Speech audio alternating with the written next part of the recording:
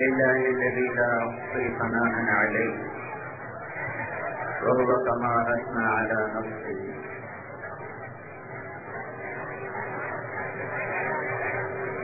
الحمد لله الذي ليس كمثله شيء وهو السميع البصير المتعالي من شريك والشبيه والبديل والنذير. لم يتخذ صاحبة ولا ولدا ولم يكن له شريك في الملك ولم يكن له ولي من الذل وأكبره تكبيرا. الحمد لله الذي كتب الآثار ونسخ الآجال والقلوب عنده مفضية والسر عنده علانية. الحلال ما أحل والحرام ما حرم والدين ما شرع والأمر ما قضى. الخلق خلقه والعبد عبده وهو الله الرؤوف الرحيم.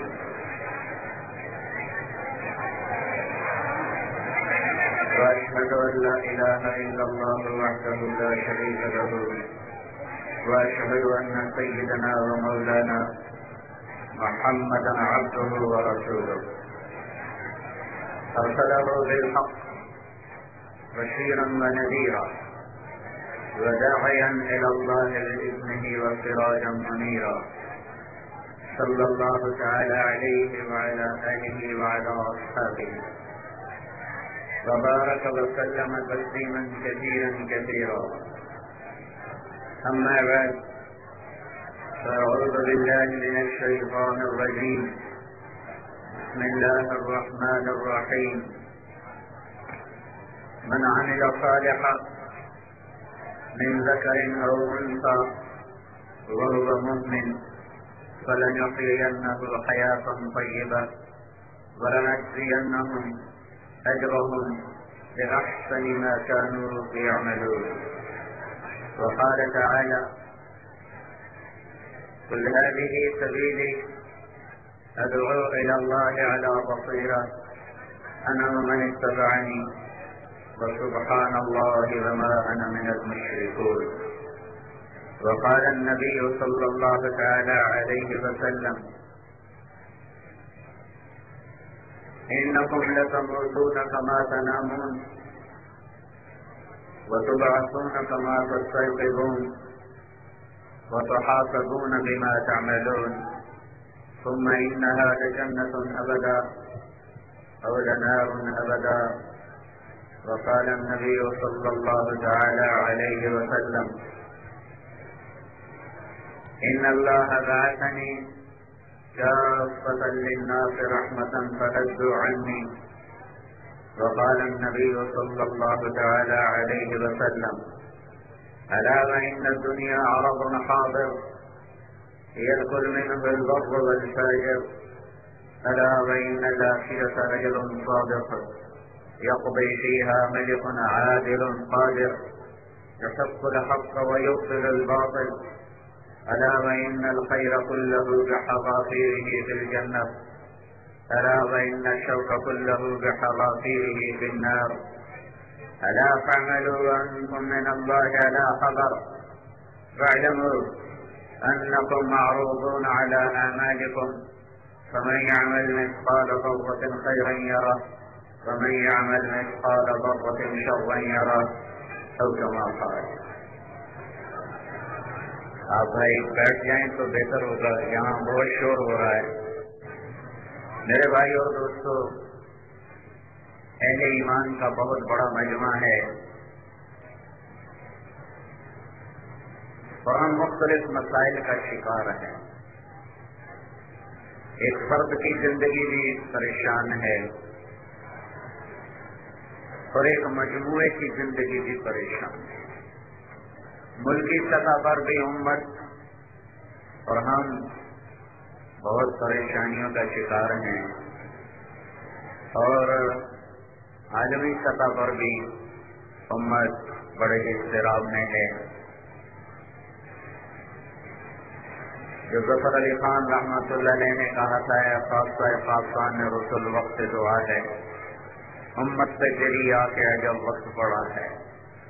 وہ انہوں نے اپنے دور میں کہا تھا جب بہت پرامن بات تھی اور بہت اس سے بہتر حالات تھے، وہ آج کے دور میں ہوتے تو پتہ نہیں کیا شاعری کرتے اور کیا نوحے لکھتے جو اس وقت امت جس کرب سے گزر رہی ہے۔ کیا اس کا کوئی حل بھی ہے؟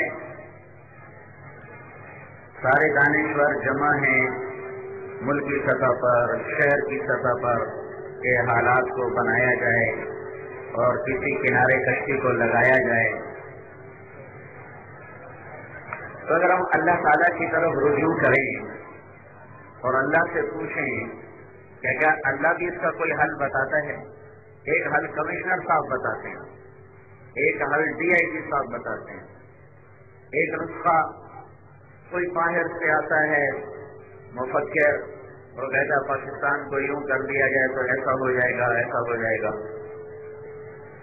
وہ سارے انسان ہیں میرے آپ جیسے ہیں، غلط بھی سوچتے ہیں، صحیح بھی سوچتے ہیں، لیکن اللہ تو بے خطا ہے، اللہ کا علم بے خطا ہے، علم اس کی ذاتی صفت ہے۔ هو الاول والآخر والظاہر والباطن وهو بكل شيء علیم۔ وہ اول ہے، وہ آخر ہے، وہ ظاہر ہے، وہ باطن ہے، ہر شے کا علم اس کے پاس ہے۔ لا يضل ربی، فیصلے غلط نہیں کرتا، ولا ينسى، بھولتا نہیں، ما كان ربك نسیا، بھول سے پاک ہے۔ ان اللہ لا يظلم الناس شیئا، ظلم سے پاک ہے۔ وسعت رحمتہ کل شیء، اس کی رحمت اس کے غضب سے آگے ہے، اس کی رحمت نے ہر شے کو ڈھانپا ہوا ہے۔ تو میرا اللہ کیا کہتا ہے جس نے زمین کو بچھایا، آسمان کو اٹھایا، ہواؤں کو چلایا، مجھے آپ کو نطفے سے بنایا، پھر ہمیں موت بھی دیتا ہے، پھر ایک دن ہمیں اٹھانے والا بھی ہے، وہ کیا کہتا ہے؟ تو اللہ تعالیٰ میرے بھائیوں، اللہ سے بڑا خیر خواہ کوئی، اللہ سے بڑا قدردان کوئی، اللہ سے بڑا مہربان کوئی۔ میرا اللہ وہ یوں کہتا ہے کہ دنیا اور آخرت میں عزت پانے کا ایک راستہ ہے، اس پہ آ جاؤ، کام آسان۔ ان الدین عند اللہ الاسلام، ان الدین عند اللہ الاسلام، ان الدین عند اللہ الاسلام۔ میرے بندو، دنیا اور آخرت میں کامیابی کا ایک راستہ ہے اور اس کا نام ہے اسلام۔ اسلام کو چھوڑ کر کیا ہوگا؟ وَمَن يَبْتَغِ غَيْرَ الْإِسْلَامِ دِينًا فَلَن يُقْبَلَ مِنْهُ۔ اسلام کو چھوڑو گے تو اللہ کے دربار سے رد کر دیے جاؤ گے، مردود ہو جاؤ گے اور آخرت میں ناکام ہو جاؤ گے۔ اسلام کو چھوڑنے کے دو درجے ہیں، ایک پورا انکار، اس کو کافر کہتے ہیں، ایک میرا آپ کا انکار کہ ہم مسلمان ہیں پر اسلام سے چلتے نہیں، ہم اللہ کو مانتے ہیں پر اللہ کی مانتے نہیں، ہم اللہ کے رسول کو رسول مانتے ہیں پر ان کی راہوں پر چلتے نہیں۔ تو ہم کافر جیسے مجرم نہیں ہیں، ہم چھوٹے مجرم ہیں، وہ بڑے مجرم ہیں، اور اس کائنات میں ہوتا وہ ہے جو اللہ چاہتا ہے۔ تو اللہ کا ایک قانون ہے کہ کامیابی کا راستہ ایک ہے اور اس کا نام ہے اسلام۔ اسلام پہ میں نہیں چلوں گا تو کیا ہوگا؟ اللہ فوری نہیں پکڑتا کہ تم میرے دربار میں ناکام ہو اور موت کے بعد تم پکڑے جاؤ گے، یہاں کچھ نہیں کہتا، موت کے بعد تم پکڑے جاؤ گے۔ اسلام کے نہ ماننے کے دو درجے ہو گئے، ایک کافر، اس نے کلی انکار کر دیا، ایک مسلمان جو کچھ اللہ کی مانتا ہے اور باقی ساری اپنی مانتا ہے، کلمہ پڑھتا ہے، اس سے وہ مسلمان ہو چکا ہے، لیکن کلمے کے مطابق اس کی زندگی نہیں۔ اللہ کا دستور، کامیابی کا راستہ اسلام ہے۔ دنیا اور آخرت کی مکمل کامیابی۔ تو اللہ ایک ذہن دیتا ہے، اسلام پر ہم کیوں نہیں چلتے کہ اللہ کو سمجھا نہیں، اللہ کو پایا نہیں، مانا ہے ڈھونڈا نہیں، پایا نہیں، دل سے چاہا نہیں، دل میں اتارا نہیں، اللہ کے رسول کی سنت کے خلاف کیوں کرتے ہیں؟ تو اس سے عشق و محبت نہیں۔ ابو نواس نے کہا تھا اشبہت اعدائی فصرت احبهم اذ کان حبی منک حبی منہم۔ ایک عورت کے عشق میں کہہ رہا ہے کہ میں نے دشمنوں کو تیرے روپ میں دیکھا تو مجھے دشمنوں سے بھی پیار ہو گیا، میں اپنی عداوت ہی بھول گیا، میں اپنی دشمنی بھول گیا، میں نے ان میں تیرا روپ دیکھا تو مجھے میرے دشمن بھی پیارے لگنے لگے۔ یہ عشق کی بات ہے۔ میں اللہ کے نبی کے طریقے پہ کیوں نہیں چلتا کہ میں نے مانا تو ہے اور اس سے عشق نہیں کیا، اس سے محبت نہیں کی ہے۔ مجنوں نے کہا تھا لو ان لیل الخیلیۃ سلمت علی ودونی جندل وصفائح لسلمت تسلیم البشاشۃ اوثقا الیہا صدا من جانب القبر صائح، کہ میں لیلا کو نہیں پا سکا لیکن میرا عشق ایسا صادق ہے کہ میرے مرنے کے بعد بھی اگر لیلا نے میری قبر پہ آ کر مجھے سلام کہا تو میں جواب دوں گا۔ اور آپ کو عجب واقعہ سناؤں، بڑی معتبر کتاب کا ہے۔ یہ دونوں چچا زاد بہن بھائی تھے، شادی کرنا چاہتا تھا، نہیں ہو سکی، نیک آدمی تھا، شاعر تھا، تو ایسی شاعری کی کہ سارے عرب کو رلایا اور آج تک پڑھنے والوں کو رلایا۔ وَهَلْ تَبْكِينَ لَيْلَا إِذَا مِتُّ قَبْلَهَا وَقَامَ عَلَى قَبْرٍ نِسَاءٌ نَوَائِحُ كَمَا لَوْ أَصَابَ الْمَوْتُ لَيْلَا بَكَيْتُهَا فَجَعَلَ لَهَا دَمْعًا مِنَ الْعَيْنِ صَافِحُ وَأَغْبَتُ مِنْ لَيْلَا بِمَا لَا أَنَالُهُ فَلَا كُلُّ مَا قَرَّتْ بِهِ الْعَيْنُ طَائِحُ وَلَوْ أَنَّ لَيْلَ الْأُخَيْلِيَّ فَسَلَّمَتْ عَلَيَّ وَدُونِي جَنْدَلٌ وَصَفَائِحُ لَسَلَّمْتُ تَسْلِيمَ الْبَشَاشَةِ أَوْزَقَا إِلَيْهَا صَدًا مِنْ جَانِبِ الْقَبْرِ صَائِحُ۔ یہ میں نے پورا قصیدہ اس کا آپ کو سنایا کہ وہ یوں کہہ رہا ہے کبھی تو میری قبر پہ بھی آئی نا اور تو نے مجھے پکارا تو میں تمہیں جواب دوں گا۔ اس کی شادی کہیں اور ہوگی۔ یہ قومس ترکستان میں ایک جگہ ہے، وہاں اس کا انتقال ہوا، اللہ کے راستے میں جہاد میں تھا، وہاں اس کا انتقال ہوا۔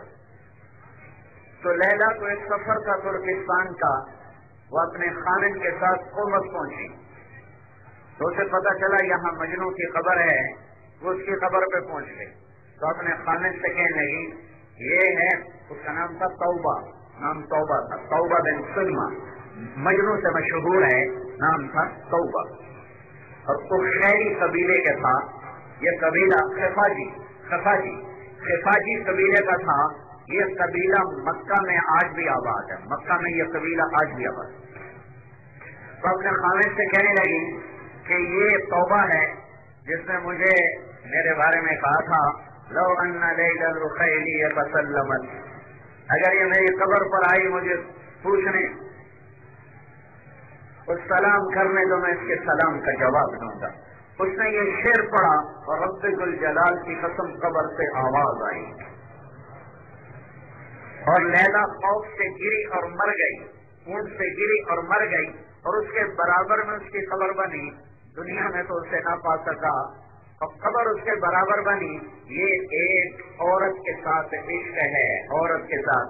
مجھے نہیں پتا یہ واقعہ اپنی صداقت میں کس حد تک سچا ہے، کتاب معتبر ہے، لہٰذا میرے اوپر الزام نہ دیا جائے۔ میں یہاں بیٹھا ہوں اور بہت بڑا مجمع ہے، میں غیر ذمہ دار بات بھی نہیں کر سکتا، نہ کسی کچی کتاب کا میں حوالہ دے سکتا ہوں کہ نوائے وقت میں لکھا تھا اور خبر ڈائجسٹ میں لکھا تھا۔ یہ حیات الحیوان بہت معتبر کتاب ہے جس سے میں یہ آپ کو بات نقل کر رہا ہوں۔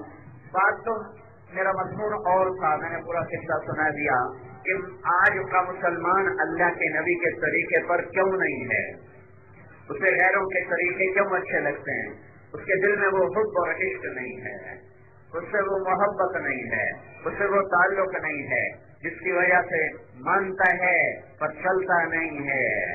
ان کے لیے 12 دن یاد کرنے کے رکھے ہوئے ربیع الاول کے بس پھر 12 دن کے بعد وہ وہی ہے جو پہلے تھا.